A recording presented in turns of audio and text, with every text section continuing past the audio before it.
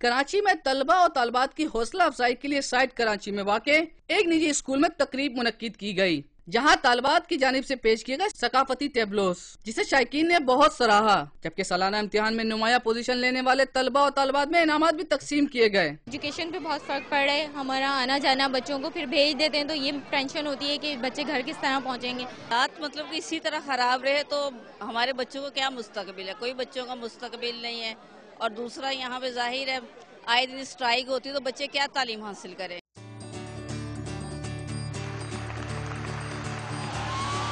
دوسری جانب سر سید یونیورسٹی میں منعقد سالانہ کنونشن کی تقریب میں شریک طلبہ طالبات کا کہنا تھا کہ موج مستی کے زمانے گئے، اب عملی زندگی میں قدم رکھنے کا وقت آ گیا ہے، اور وہ پر امید ہے کہ آنے والے وقت میں اپنے والدین کے ساتھ ملک کا نام بھی روشن کریں گے۔ سر سید یونیورسٹی آف انجینئرنگ ٹیکنالوجی سے ہمارا فائنل ایئر پاس آؤٹ، اب ہم لوگ انجینئر ہیں،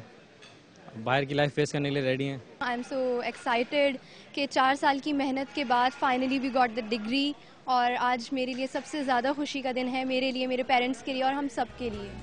ملک کے معاشی و اقتصادی حالات خراب ہونے کے باوجود اس طرح کی تقریبات نہ صرف پاکستان کے مستقبل کی نوید سنا رہی ہیں بلکہ بیرونی دنیا کو پیغام پہنچانے میں بھی مدد فراہم کرے گی کہ پاکستانی تعلیمی صلاحیتوں میں بھی کسی سے پیچھے نہیں۔ کیمرہ ٹیم اور ساتھی رپورٹر عمران خان کے ساتھ تنویر احمد، ڈان نیوز، کراچی۔